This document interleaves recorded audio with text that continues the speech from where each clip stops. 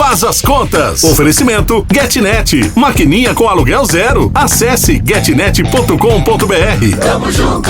E Avenue Banking. Sua vida financeira global e em dólar. Saiba mais em avenue.us. Faz as Contas. Um papo descomplicado sobre os cuidados com o seu dinheiro.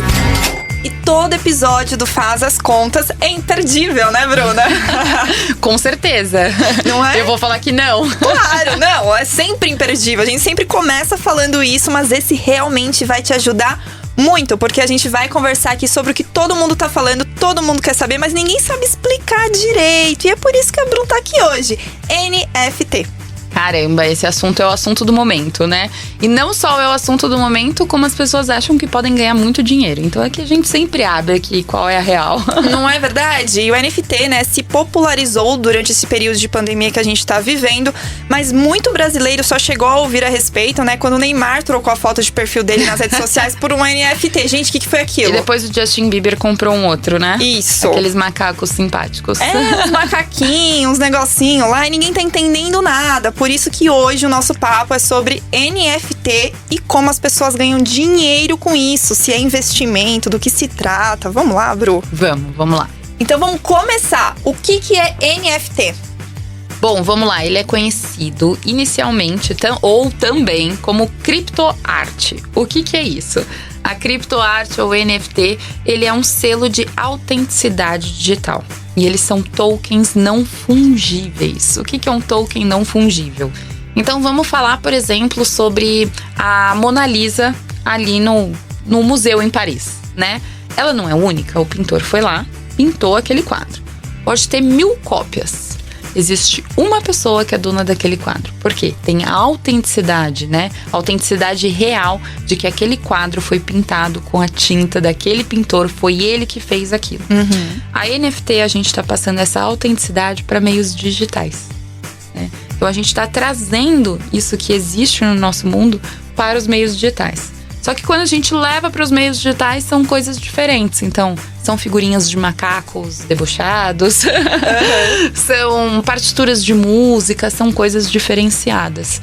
Então, acho que dá para esclarecer que o NFT é isso. Às vezes fica um pouco confuso, porque é exatamente isso. A gente está tirando alguma coisa de um meio real e levando para um meio digital, né? E nem por isso não é algo que as pessoas possam possuir, né? Não possam possuir. Exatamente. Possui da mesma forma. Exato. A diferença é que o NFT, uma pessoa vai ser dona.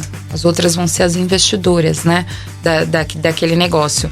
Uma vai ser dona daquele negócio. Então você consegue pegar os pedaços daquele crescimento e fazer aquele crescimento, ou você pode apostar em ser o dono de uma única NFT que lá na frente ela vai bombar. Não deixa de ser um mercado especulativo. Deixa eu te perguntar uma coisa. Aquela foto do avatar do Neymar, quem salvou aquilo fez valorizar? Como assim, quem salvou? Porque como é que valoriza? Por exemplo, quem tira um print daquilo e utiliza depois? Porque ele é rastreável, não é? Não. Tirar print, você pode. Várias pessoas podem tirar print e colocar. Acontece que só o Neymar é dono daquela figura. Sim. Só ele pode utilizar. Vamos se dizer, como se fosse quando tem... você faz uma... Sabe quando você tem uma marca? Aquela marca é sua. Então, assim, várias pessoas podem... Não que ela pode utilizar o seu logo, mas se ela printar, se ela colocar ali no site falando que foi inspirado e colocado isso, você pode utilizar. Mas quem é dono daquela marca? É que tem o registro daquela marca. Uma casa. Então, você tem uma casa. Como que você vai printar? Você pode tirar fotos. As pessoas podem colocar a foto da casa ali num site da internet. Mas quem que é dono? Você. Então, quem ganha? Você. Agora, como as outras pessoas estão ganhando? Quando ele está sendo negociado no meio digital. Entendi. Então, agora que a gente já sabe, né, como funciona toda a tecnologia por trás de uma NFT, Bru, conta pra gente por que surgiu, qual que é a solução que um NFT traz, né, no mundo digital. Então, na verdade, ele traz exatamente isso. Eu vou até fazer um comparativo aqui, né? Por exemplo, quando você compra uma casa, você não tem a escritura da casa para você identificar que é sua, e ela ganha ali pela valorização, a valorização do local, aonde você está morando, o que eles fazem de melhoria no bairro e tudo mais. O que é o NFT? Por que a gente tá com uma dificuldade? É porque não é no meio real que nós estamos vivendo. É um pouquinho diferente, né? É digital. A gente tá falando, por exemplo, muito do metaverso. Que são coisas que a gente... comprei um terreno no metaverso. Você não consegue, não é palpável para muitas pessoas, né? Principalmente para nós, que fomos crescendo com esse meio digital. E isso daí, então, esses NFTs nada mais é do que trazer toda essa realidade, a realidade de uma pintura, de alguma coisa única, a autenticidade de alguma coisa, por trás de uma tecnologia que se chama blockchain, que é rastreável, consegue identificar, para uma pessoa só que para o meio digital. Né?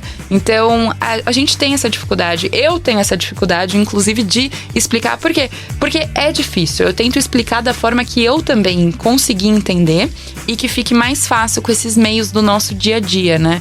Porque realmente, se você for explicar para um adolescente de 12 anos, ele vai conseguir entender muito melhor do que a gente. Por quê? Porque ele criou, ele nasceu naquele meio digital. Então você vai, através dos jogos dele, por exemplo, vamos pegar um jogo que chama Fortnite. O Fortnite, cada bonequinho você tem uma skin, que eles falam, né? Que é a roupa, que veste e tudo mais. E às vezes existem peças únicas daquilo. Existem bonecos únicos, existem séries únicas, né? E que só alguns podem ter. O NFT, ele vai afunilando, falando, não são só alguns. Uma pessoa tem o direito àquilo. Ela tem o direito, o selo de autenticidade da criação daquilo, né?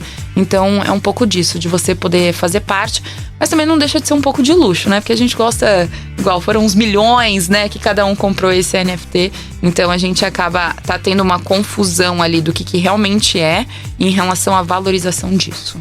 Foi legal você tocar nesse assunto da valorização, né? Porque os valores das coisas ficam trocados, né? Ficam. As coisas online, tipo uma figurinha ou alguma skin no jogo, começa a valer muito. Tipo, muito mais do que a gente poderia imaginar, né?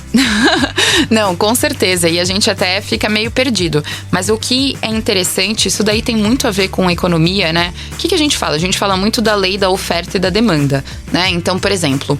Por que uma ação, por exemplo, vamos pegar o caso de uma bolsa de valores. Por que uma ação, ela valoriza? Tem alguns motivos.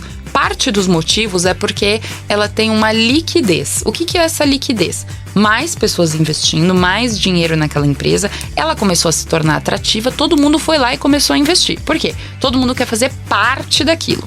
Agora, quando a gente está falando de uma coisa em que uma pessoa tem posse, a gente vai fazer um efeito inverso, que é uma escassez digital.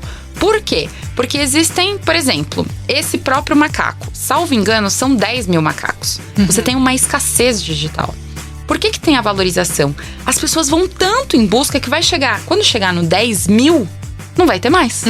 Na Bolsa de Valores, você tem um crescimento ali que, assim, lógico, tem um número máximo de investidores na Bolsa daquela determinada ação, sim. Mas pra gente chegar é muito longe.